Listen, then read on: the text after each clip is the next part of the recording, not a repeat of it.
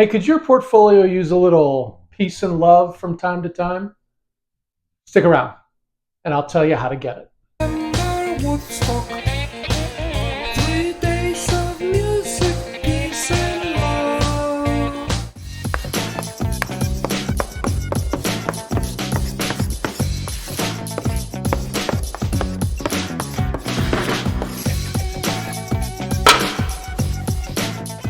On August 18th, 1969, the Woodstock Festival's wild finale concluded with music, mud, and mayhem. On that day, the last electrified notes of Jimi Hendrix's feedback-soaked guitar drifted over a battered field in Bethel, New York, closing the curtain on what would become perhaps the most mythic festival in American cultural history, the Woodstock Music and Art Fair. Conceived originally by four young promoters as a modest, for-profit event in the Catskills, originally to raise money for a recording studio, Woodstock was supposed to sell about 50,000 tickets and showcase a lineup of rising pop and rock acts. But by the time Richie Havens took the stage on Friday, 100,000 fans were already on site. And the trickle quickly became a tidal wave.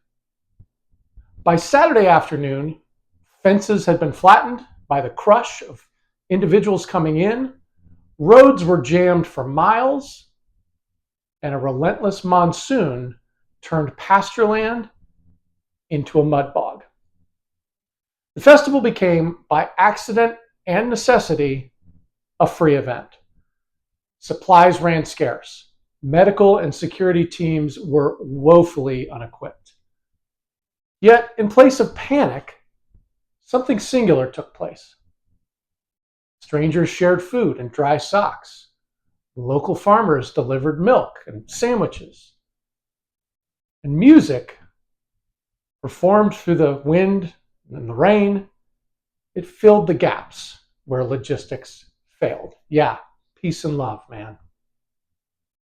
Woodstock was a living paradox, a logistical disaster that was simultaneously a moment of hope and harmony for a generation forging a myth that outshone any commercial or practical intent. In its 3 days, plus Hendrix's legendary Monday morning encore, Woodstock would become not just the headline of 1969, but a watershed, pun intended, in how America imagined itself.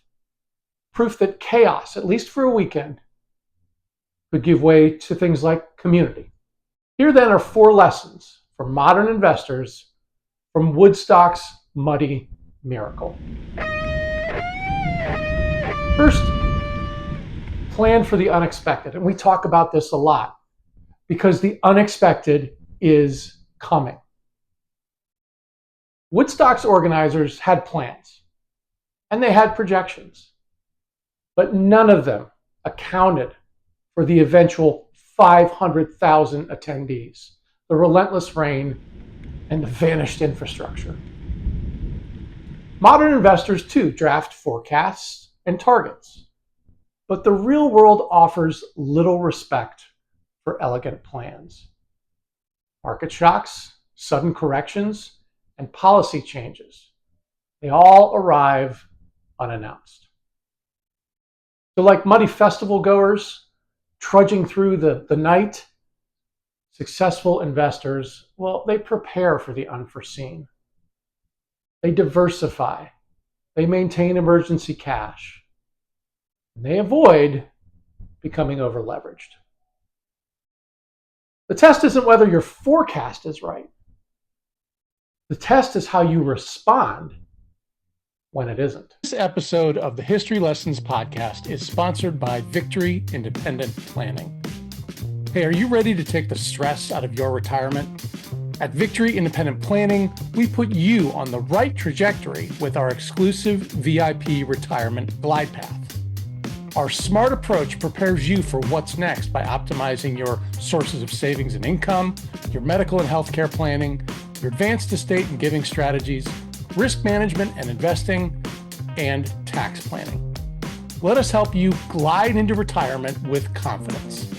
Text Glide Path to 239-567-5477. That's Glide Path, all one word, small letter G, to 239-567-5477 and receive a link to schedule a complimentary consultation. Do it today to start your journey on the VIP retirement glide path, because your future deserves a safe landing. Second lesson, crowd euphoria is contagious and potentially dangerous. Yeah, the spirit of Woodstock was irresistible. You had to be there became a mantra. FOMO, or fear of missing out, pulled people in from all over, hundreds of miles away, often with very little thought for the practicalities of getting there and staying there. Investors face that same crowd effect, chasing a surging market, looking at meme stocks, or the latest must-have sector because, well, everyone else is. When you look at behavioral research, they call it herd behavior. We assume safety or promise simply from other people doing it. But as after Woodstock, when the euphoria passes, you're left cleaning up, sometimes for years. So don't let the crowd's excitement override your discipline. Next up, adaptability beats perfection. So what turned impending disaster into an iconic memory was adaptability. With original plans blown sky high, volunteers cooked for thousands. Neighbors ferried supplies. And even the artists got involved. They improvised from flooded stages. See, markets don't reward rigidity.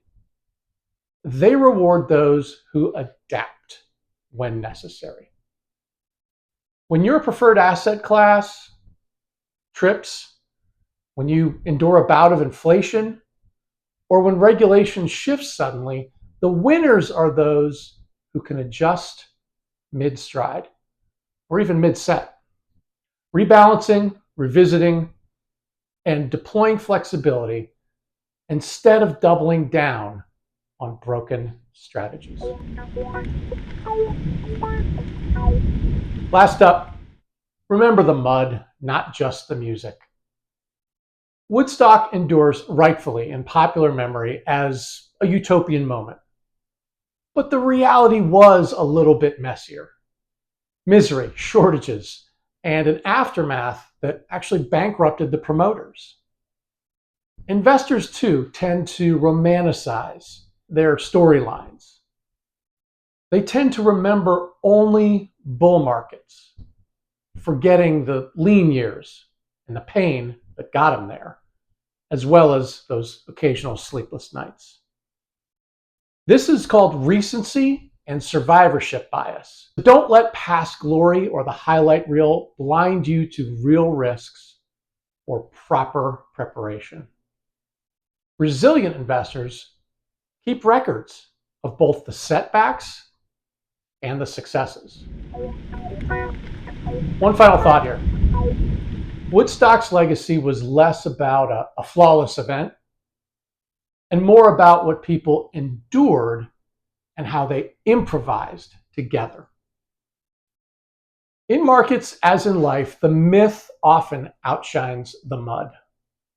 But our real legacy is built in how we cope with the rain, the crowds, and the chaos. Some are smiling.